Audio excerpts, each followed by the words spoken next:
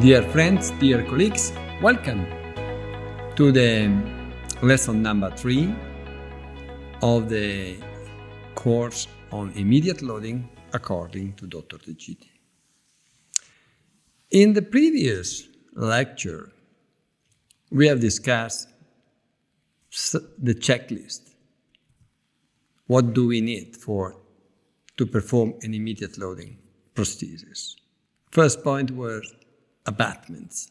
Abutment has been discussed in the previous lecture. Now, in this lecture, we will discuss the welding unit, the wire, and the bending tools.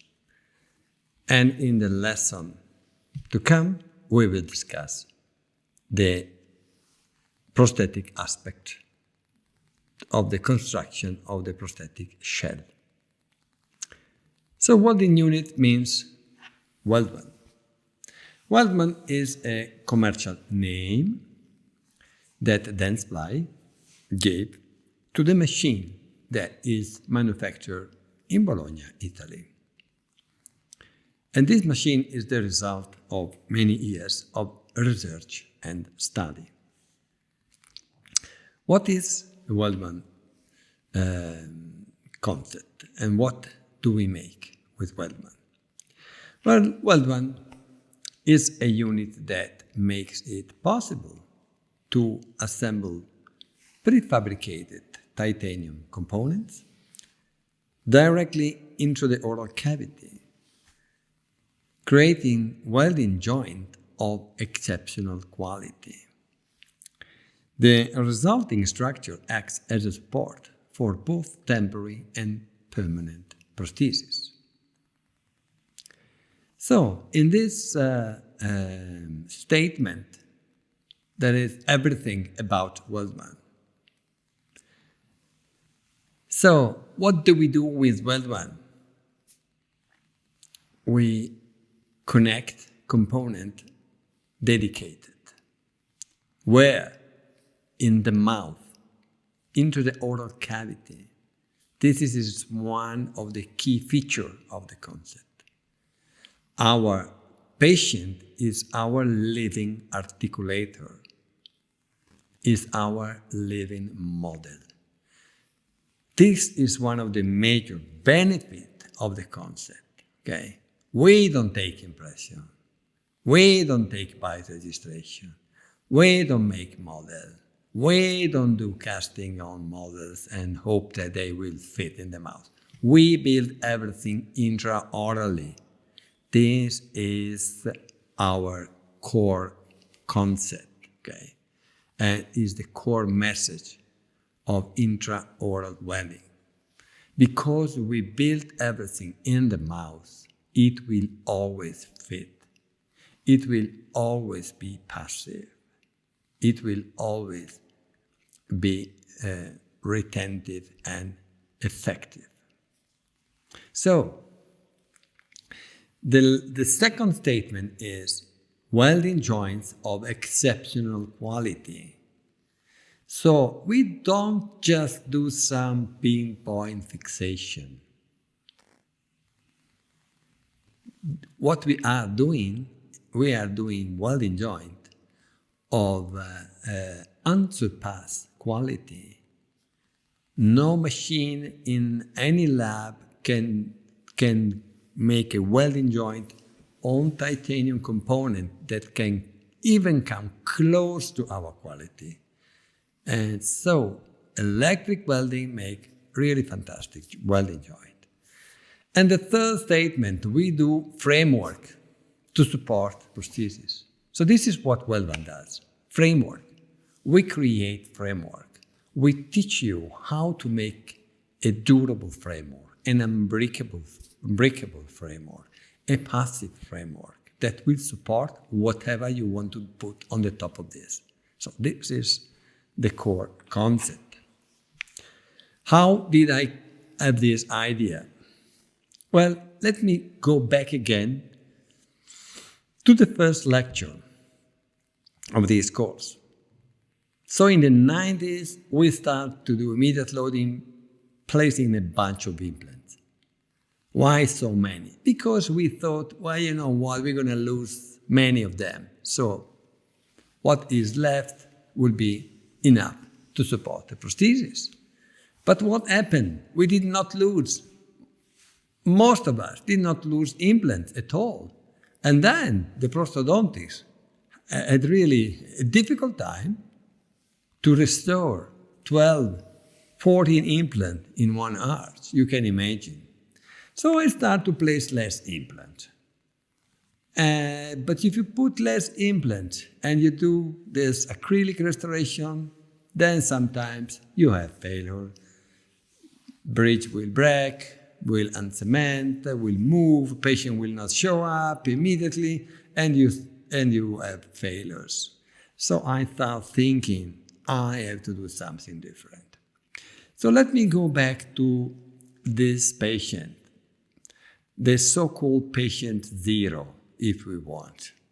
So this patient, as you remember, visited me for a bone graft. But she has a couple of requests. Never stay at Antlers, never wear a removable prosthesis. So I put some implant, I took an impression, I delivered this kind of fixed bridge on the same day, and that is the X-ray 25 years ago. And when I realized that the patient did not lose any implant after many months, I understood the message in this patient. That if you have some primary stability and a rigid connection, you can really push immediate loading very much forward. This is not a bravery. This is what I did to help my patient. Then I did another case and another and another.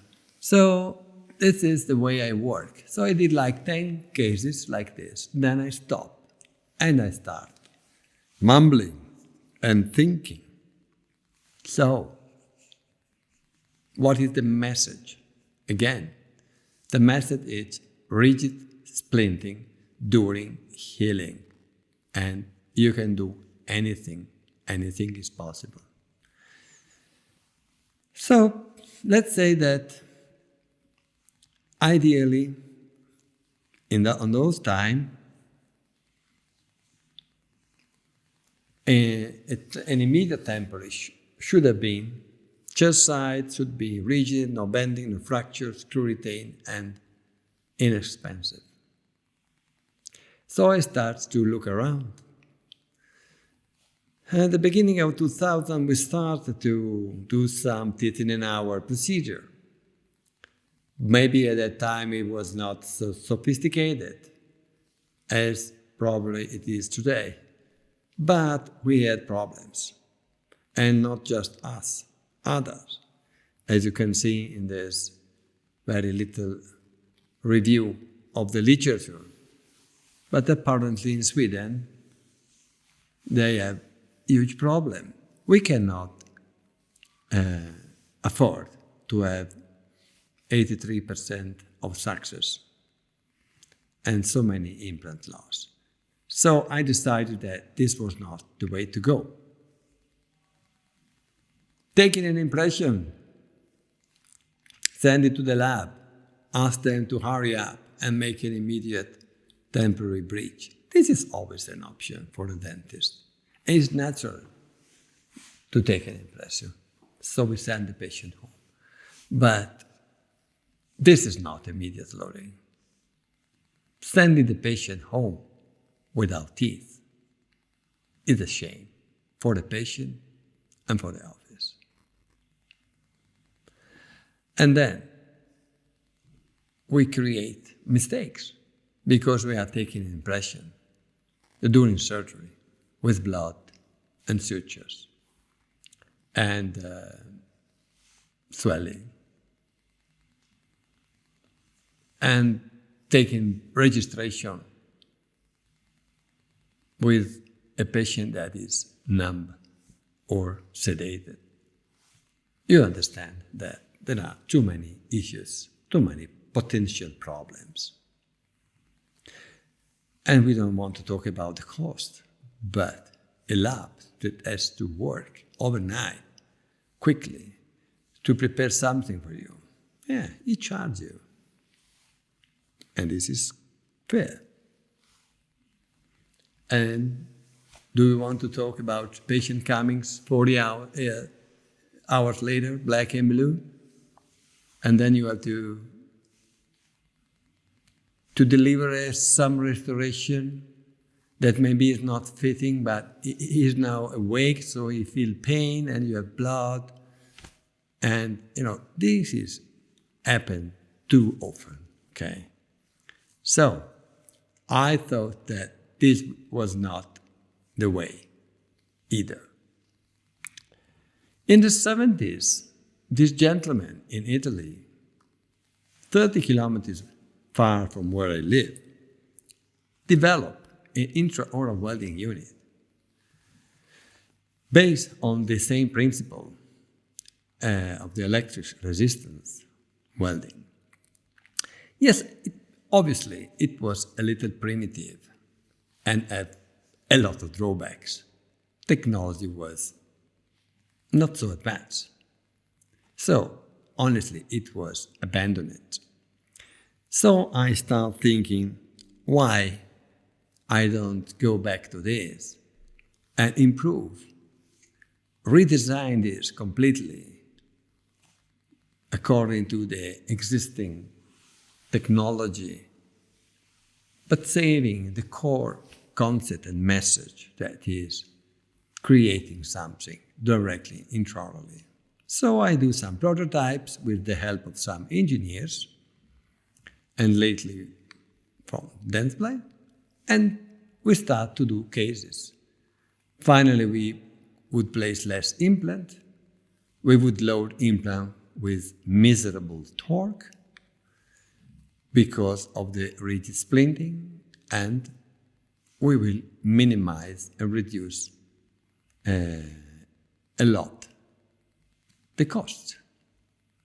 So I think we fulfill what were the requirements, the request at the beginning of the ideal immediate load bridge. This is basically what I call the phase 1 of intraoral welding development. Then there is also a phase 2. And basically, the phase 2 can be defined by this sentence. Oh, doctor, I really like so much my temporary. Can I wait? Can I postpone? So we were calling the patient to do the final bridge. They wouldn't show up because they like it so much. And even when we deliver our final restoration, nice, expensive, zirconia, IMAX, whatever, they would say quite often, well, doctor, you don't mind, but really, I was really feeling much better with the temporary. So the lesson that we learned was that anything that is built in the mouth is extremely welcome by the patient because it is built intraorally and is also fine-tuned during several months in the mouth. So at the end, they really like this. So I start thinking, well, why don't we make a final restoration, the day of the surgery? Is this possible? So we start working on this, and I will show you that in several cases, this is quite an opportunity. So now this is one unit how it is today, after some years of development with the Dentsply support, designer, and some Italian engineers. At the end, it came out to a concept that is commercialized by Dentsply, available for Ankylos, available for Xive, and distributed all over the world by Dentsply.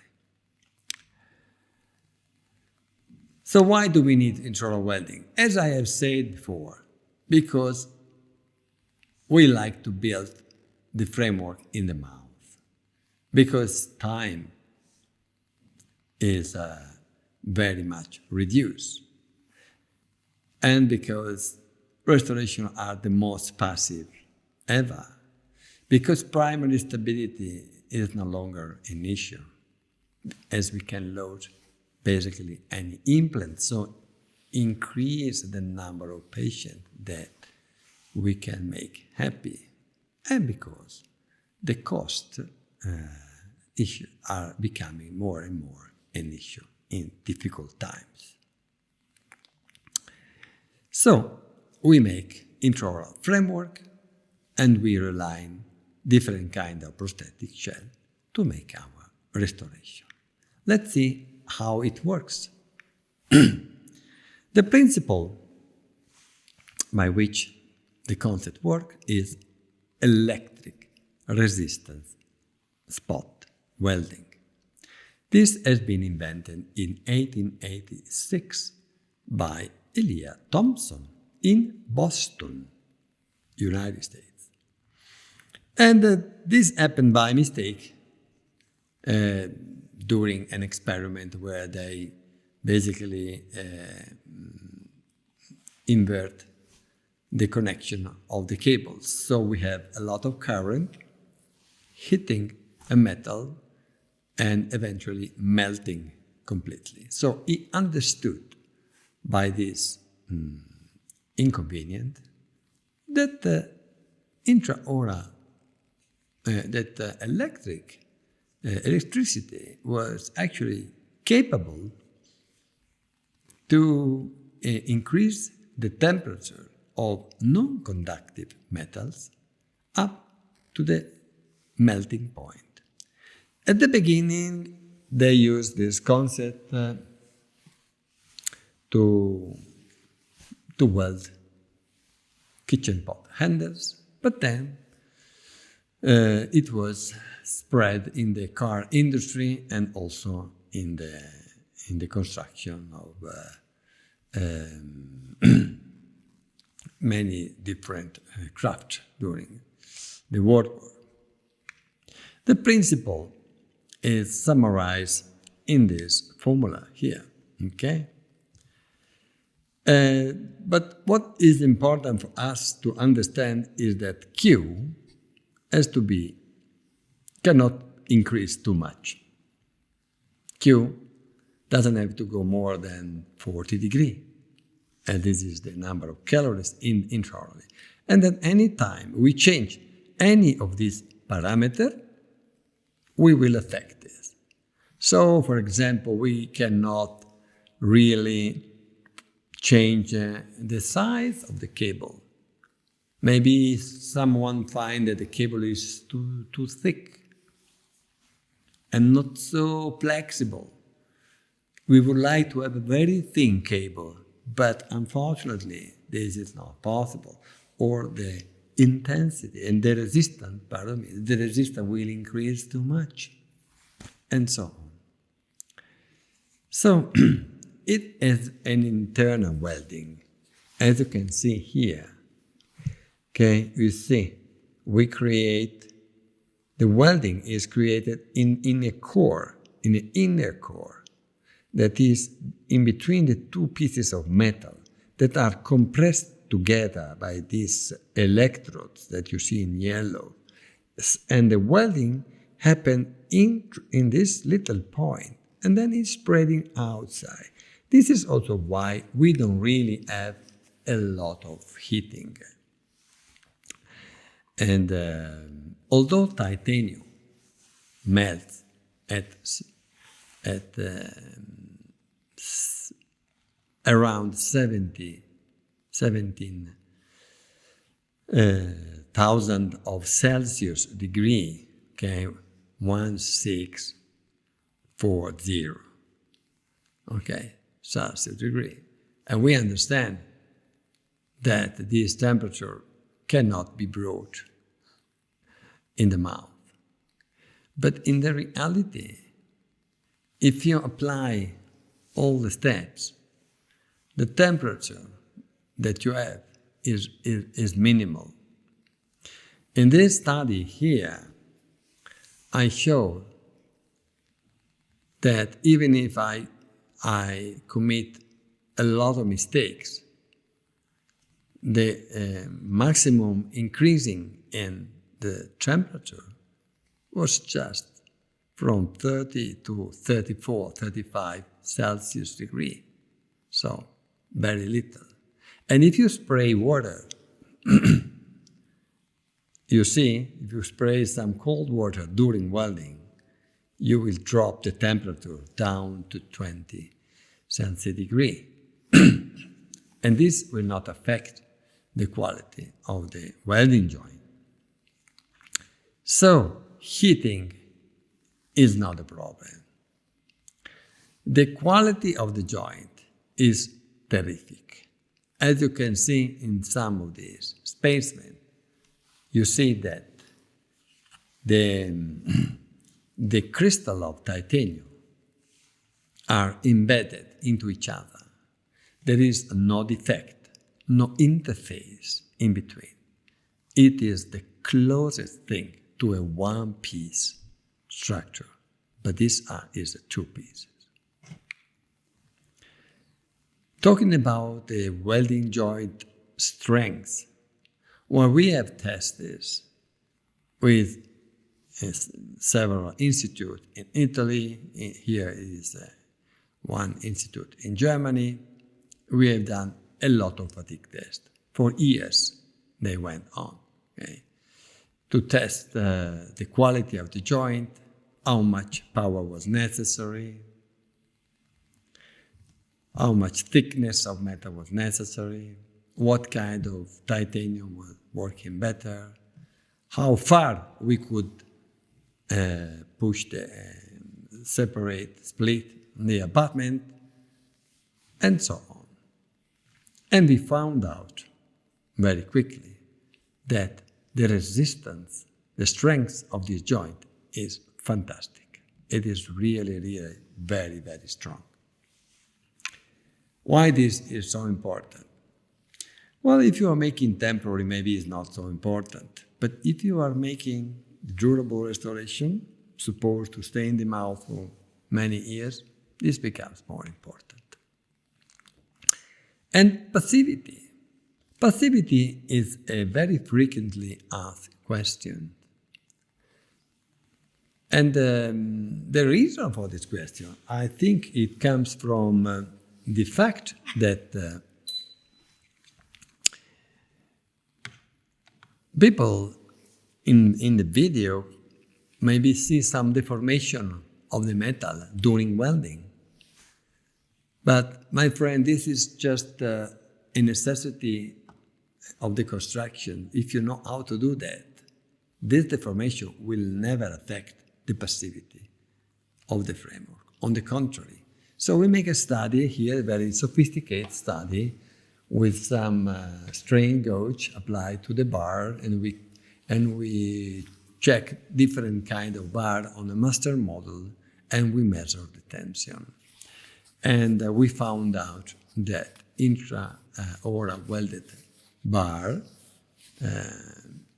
are very, very passive, as it is obvious, because once again, we built them intraorally.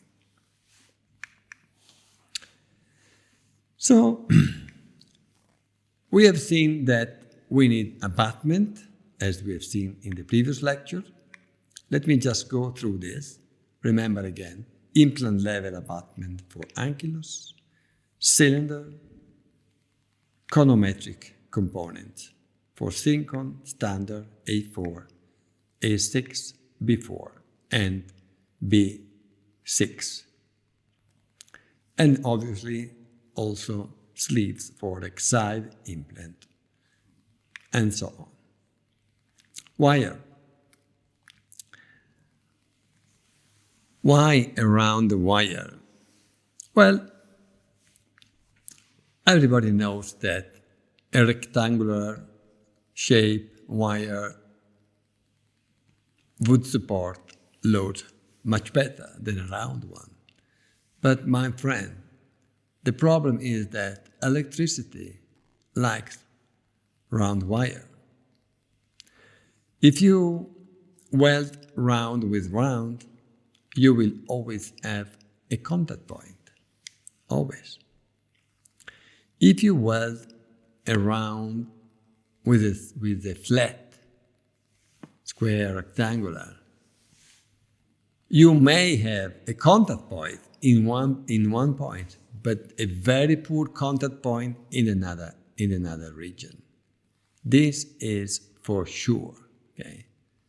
So the quality of the joint is much better when you weld round with round.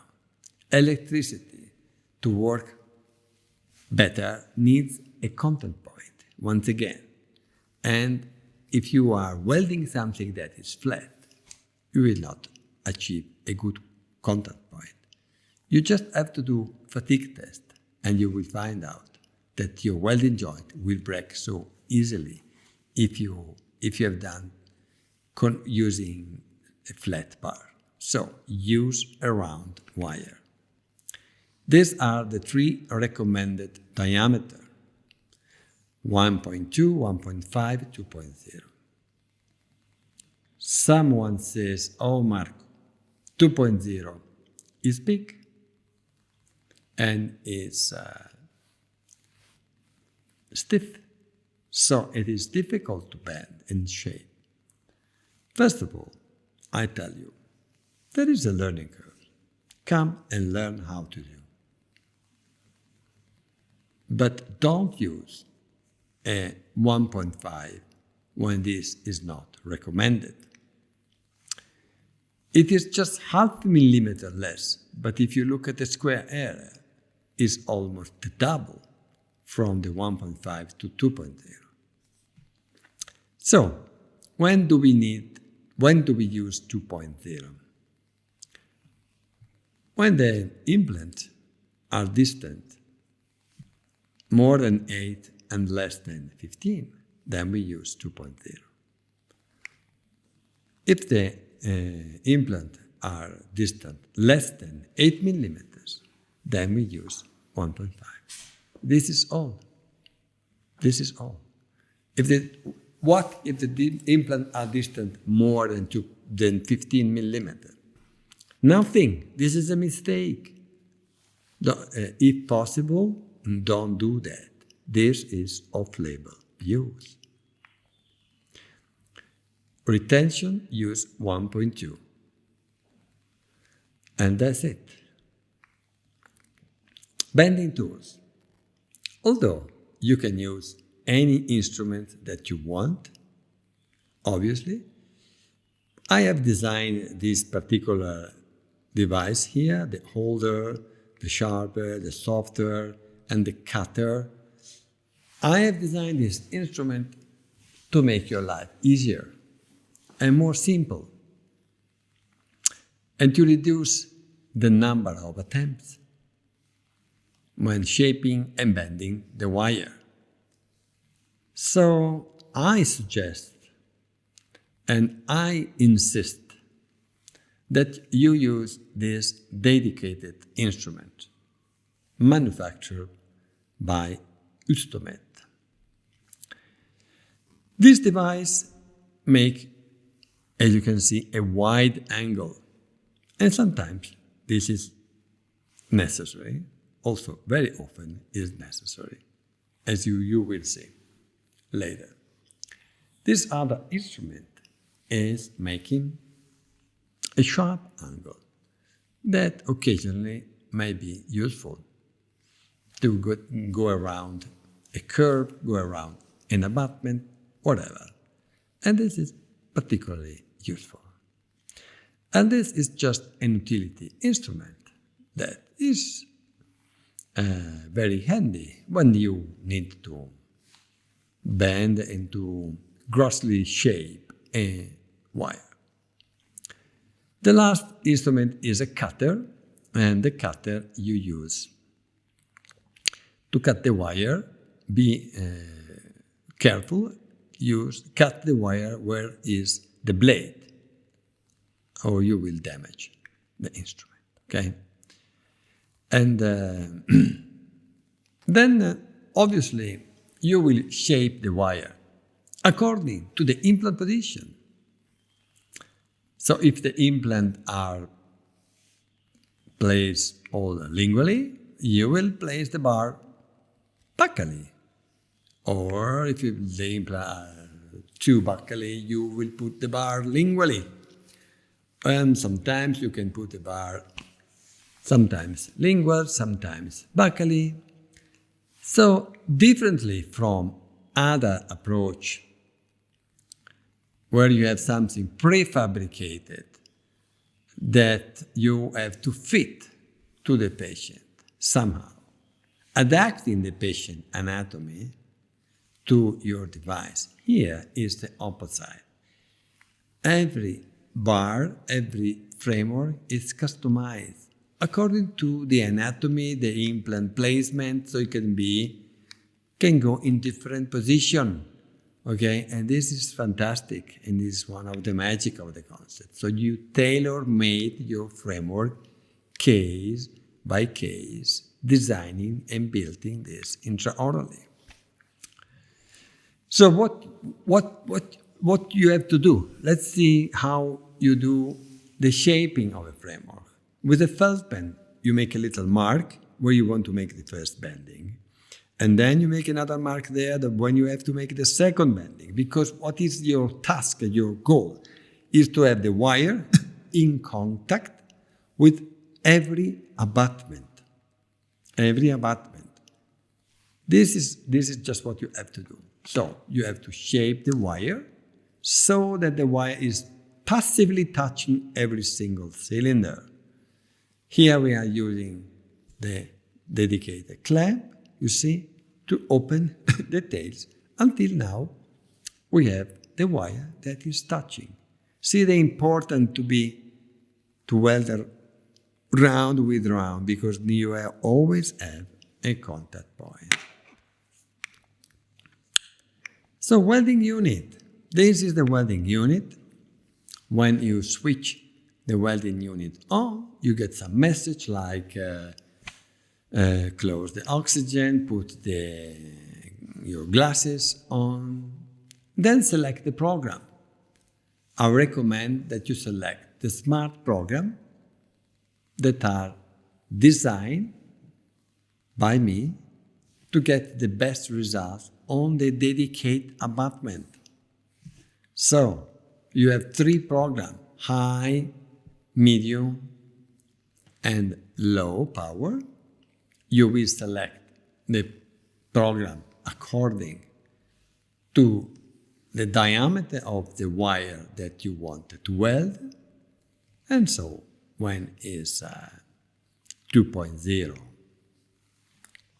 you will use high program. When it's 1.5 medium, and 1.2 you will use low program. Obviously, if you use high program to weld 1.2 bar, you have too much energy. The metal is too thin, and you're going to have maybe sparks that is just little drops of melted metal flying away. It's just a couple of sparks. Important guideline is to put the clamp in the correct way. As you can see here, the tip of the electrode has to be parallel to the wire.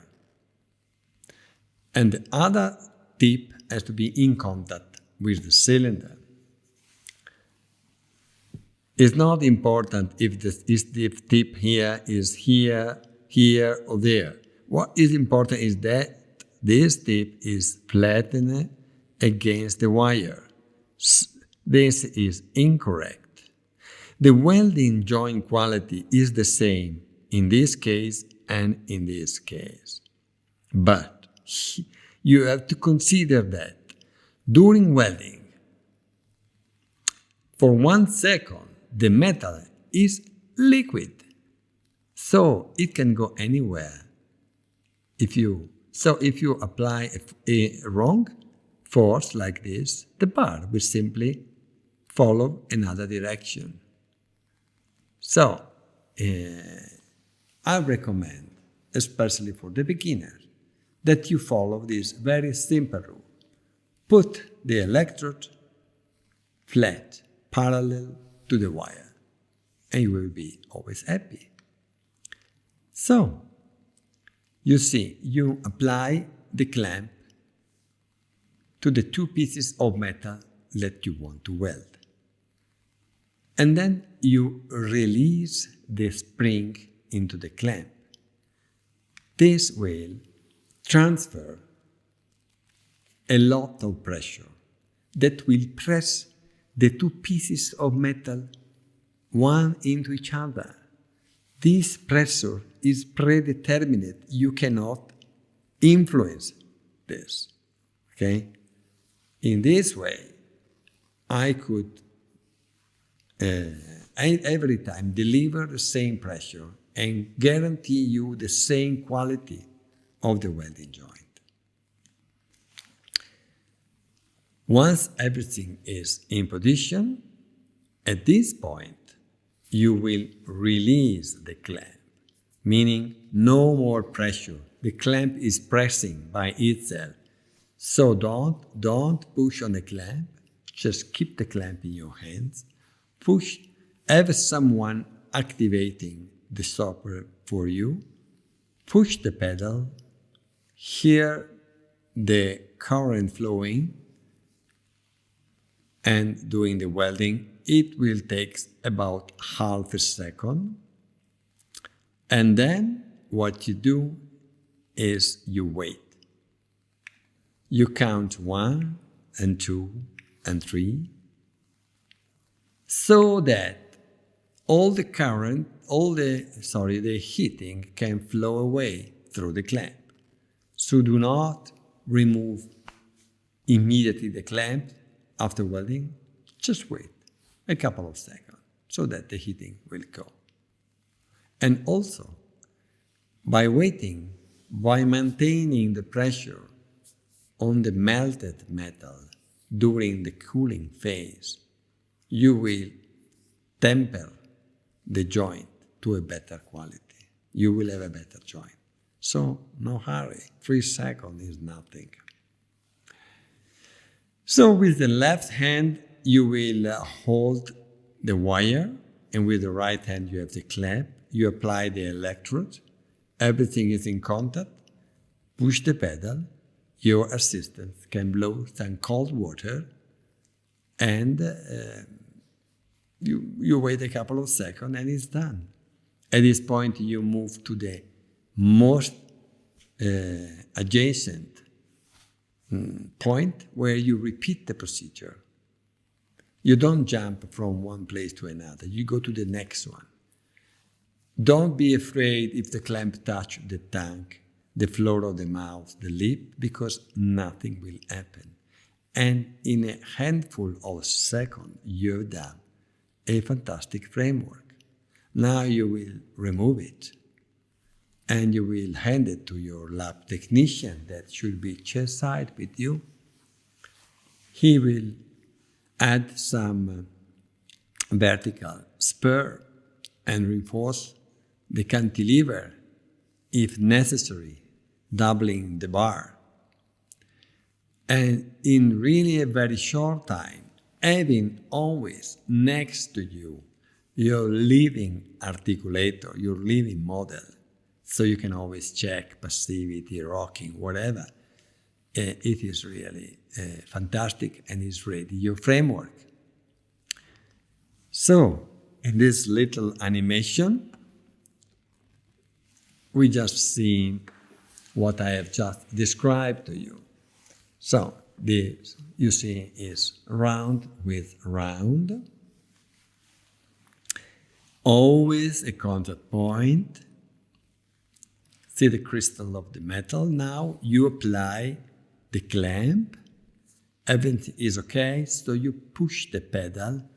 The machine receives the message, release current, so it will release a massive amount of current that will run through the cable and the clamp up to the tip and finally flowing through the metal, increasing the temperature up to the melting point, but you are still keeping everything compressed.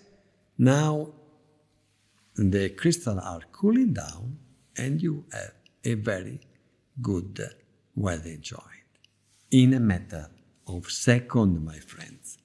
This is the magic of welding. So let's have a look to a little bridge on a model. So we have 2 implants. Now we put 2 abutments. Now what we have to do, what decision do we have to take? Well, you have just to take 2 decisions. One is the thickness of the wire. This depends from the distance of the abutment.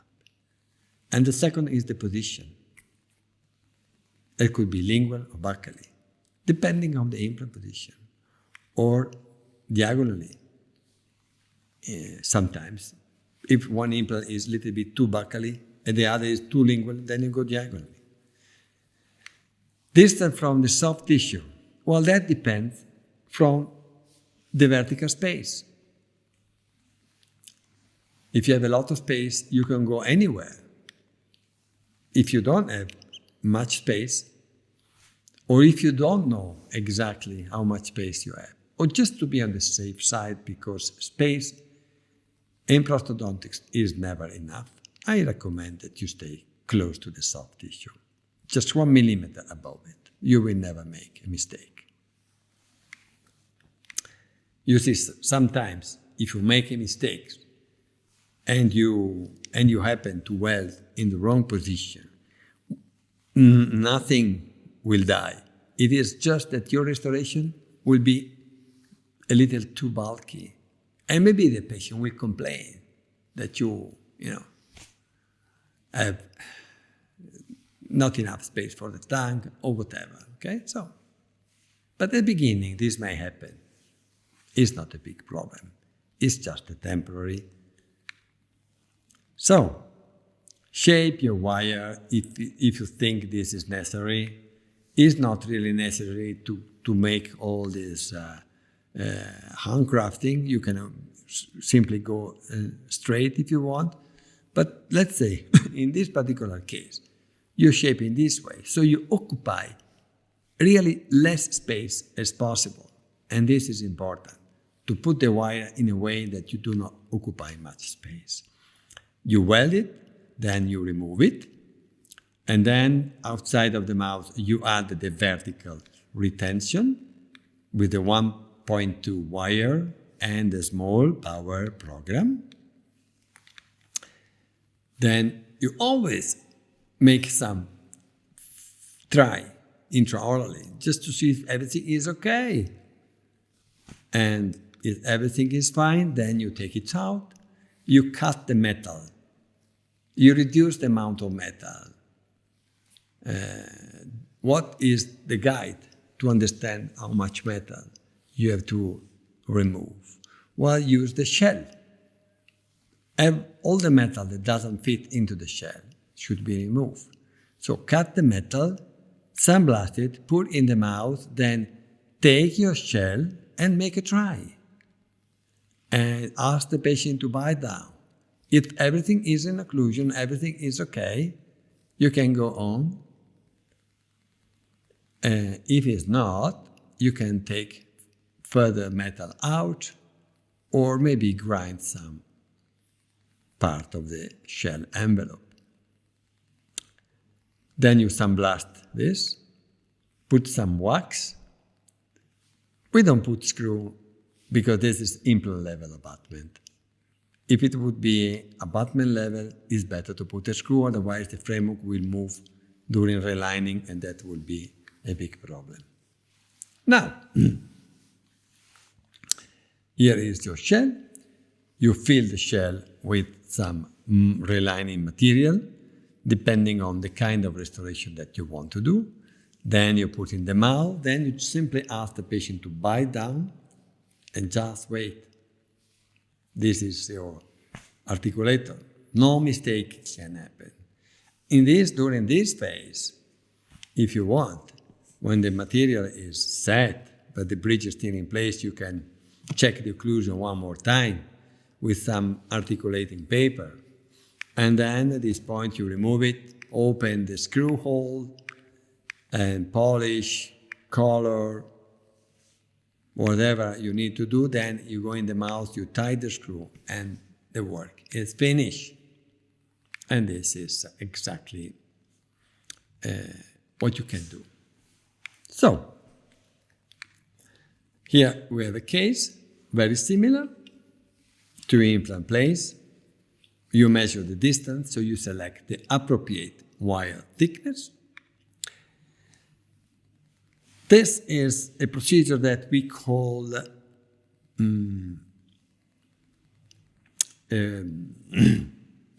volumetric analysis, space analysis. We put some bite registration material that set very quickly, and then we remove it. And this gives us two information. One information is where is better to go with the wire, so that the wire does not occupy space unnecessarily, okay? Space that is not necessary to occupy, okay? So, here you can figure out where is better to go, buccally, lingually, or whatever. The second thing that you can check out with this approach is to see where to figure out where the hole will come out. Okay, where the screw hole will come out. So in case the emergence of the hole is in the wrong place, you can decide to use an angulate abutment and fix the problem before it's too late. So you can also pre-shape the wire here, and then go in the mouth, put the cylinder, grab the wire, and weld it. So, once again, from here to here, there is a big difference. Now you are safe, stable, and predictable, and you can completely relax. Without welding two implants so far away, oh no, not a good idea. Okay, so welding will save your life so many times. So always keep this in mind, and whenever you can, really weld intraorally, because this makes a lot of difference. Prognostically, stability is the key for success, for bone maintaining, for aesthetics also, remember. So, here is your framework. You can add some retention, intraorally, extraorally is easier. You can increase the stiffness if you think is necessary. Then you cut the metal that is not necessary, you sandblast it opaque. You see the shell. The shell will guide you. Everything that does not fit into the shell has to be cut out. Okay? That's why it's so important that the shell is correctly designed, as we will see in the next chapter. So now the framework is in position. You reline the shell, grab the framework with you, finish, polish, put some color, open the screw hole, and deliver your bridge. And the bridge is finally ready to go. So, this is a very good bridge. It's a very strong bridge. It's just a temporary. or is it temporary? But is it temporary that lasts for many years? So sometimes can be useful to have a long-lasting temporary. Well, coming to the conclusion, let me summarize the 8 compulsory guidelines.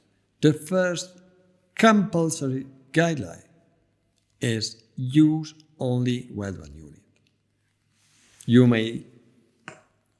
may find there are other welding units on the market. This is the market. It's okay, the people makes other kind of unit, but let me tell you, this is the only unit that has been studied extensively and tested and published. So we spent years to develop the right balance between the correct energy, the correct thickness, and the pressure of the machine and of the clamp, and so on. So I recommend that you don't use other kind of welding unit.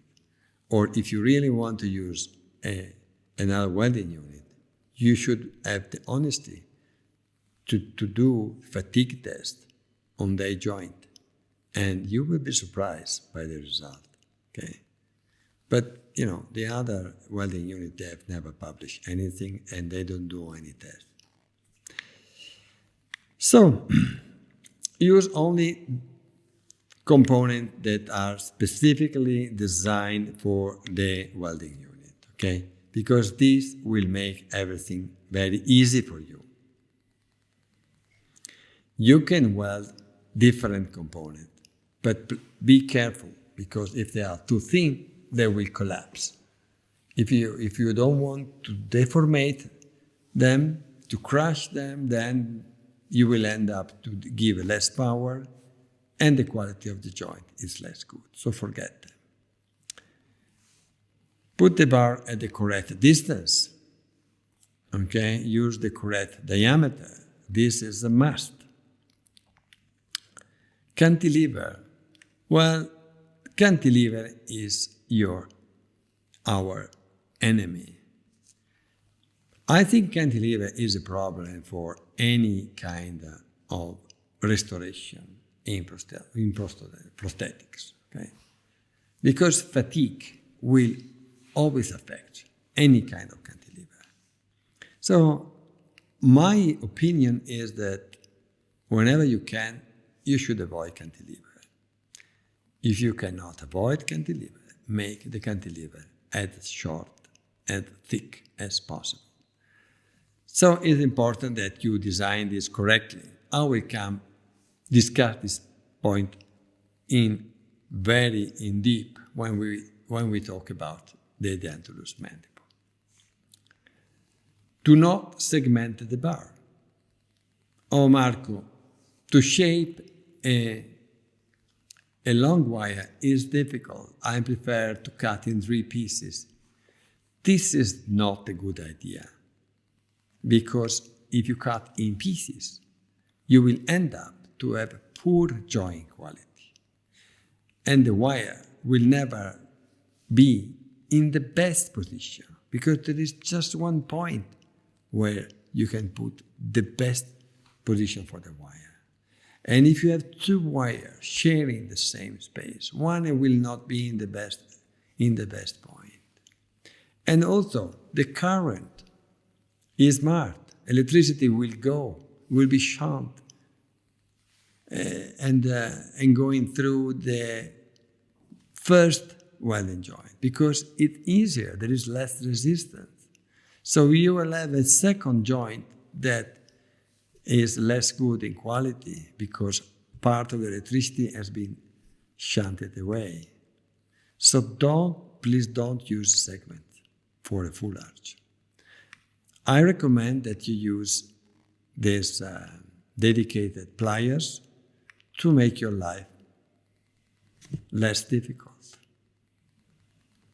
to bend less time the wire, so you do not affect the tenacity of the metal. Put the clamp in the correct position, 90 degrees with the wire. You can move the other electrode, this is not important. But the electrode against the wire have to be 90 degrees, not like this. Last one is during welding, remember to completely release the clamp. Don't open the clamp. Although the machine can detect if you open the clamp during welding, and it will not work. But maybe you are so smart that you can cheat the machine. So what happens? The current will flow through the clamp, and when it finally will come where she expects to meet the titanium, the metal, let's say that the current will just see the metal but will not touch this. So the current will try to close the circuit and to bridge the defect, and this is called voltaic arc. And voltaic arc make a noise, okay, like a firework, okay, and will make a crack, and this is potentially annoying for you, for the patient, okay. No one get injured, nothing happened, but basically you feel a crack, okay. So I think you have to do to avoid this. If this happens, remember to change the tip of your electrode, because at this point the electrodes are spoiled.